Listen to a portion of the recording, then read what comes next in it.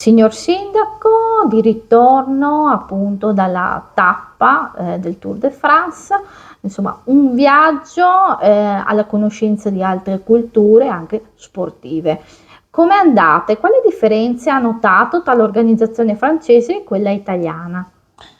Sì, allora, partiamo dalle differenze. Le differenze sono abbastanza importanti. Diciamo che noi siamo stati invitati a vedere un arrivo di tappa del Tour de France, mentre noi in Comune di San Pietro di Ferreto siamo sempre stati fino adesso abituati a vedere dei transiti di tappa, per cui la gestione è un po' diversa ovviamente. Teniamo conto però che Gerledain, il comune che ci ha ospitato, e ringrazio ovviamente l'amministrazione comunale che ci è stata veramente vicina in questi 2 giorni e ci ha sempre mostrato e fatto vedere cosa organizzavano e come lo organizzavano. Il comune di Gerledain ha 2600 abitanti e ha ospitato l'arrivo di tappa di 150.000 persone, per cui stiamo parlando di un evento a carattere sì nazionale, sì regionale in quel caso là, ma il Tour de France ovviamente forse è l'evento sportivo che ogni anno ha più spettatori al mondo. Un incontro però che è stata anche occasione per discutere di una possibile o di possibili collaborazioni future. Ci può un po' spiegare, insomma, cosa state macinando in pentola? Allora, partiamo dal presupposto che avevamo invitato le delegazioni francesi e belga in occasione del passaggio del Giro d'Italia del 25 di maggio scorso. Hanno potuto partecipare soltanto degli assessori del comune di Gerasbergen in Belgio, mentre purtroppo il sindaco e l'assessore di Galledan non potevano proprio perché stavano iniziando a programmare quello che era l'evento a cui noi fortunatamente abbiamo assistito. Cosa vuole in pentola? Niente, noi da anni abbiamo questi protocolli d'intesa sottoscritti tra il 2016 e il 2018 con il comune di Gerledan, appunto in Francia, e con il comune di Grasbergen, che ospitano rispettivamente il Mur de Bretagne e il Muro di Grammont in Belgio.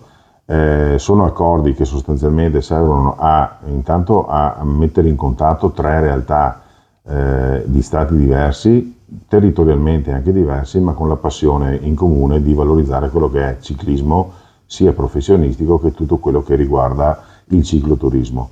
Questo è il punto di partenza che noi stiamo adesso continuando a sviluppare. Come lo sviluppiamo?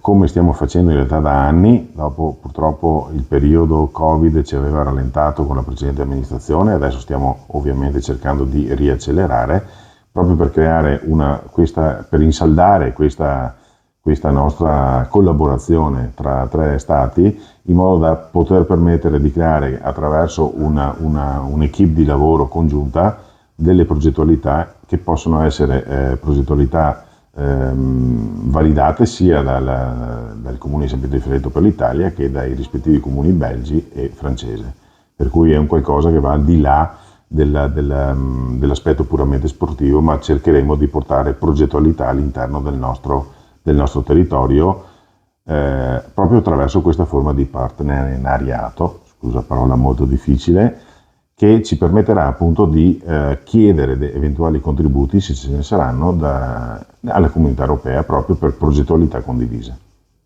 Sappiamo che c'è anche l'auspicio in futuro di poter ospitare proprio qua tra le colline un arrivo di tappa, è corretto? Beh, l'auspicio ovviamente c'è, secondo me i tempi sono maturi, è chiaro che noi siamo fortunatissimi, tutto il nostro territorio gode dell'opportunità di vedere transitare il Giro d'Italia ormai da tanti anni. I tempi sono maturi, evidentemente organizzare un arrivo del Giro d'Italia non è semplice, perché vuol dire che devono essere coinvolte più entità che collaborano tra di loro, ma ripeto, i tempi sono maturi e speriamo che vivamente a breve si possa avere una tappa nelle colline del territorio UNESCO che dal 2019 vengono valorizzate in tutto il mondo. Prossimo appuntamento internazionale, quale sarà? Il prossimo appuntamento saremo ospitati dalla delegazione belga di Grasbergen il 27 di agosto.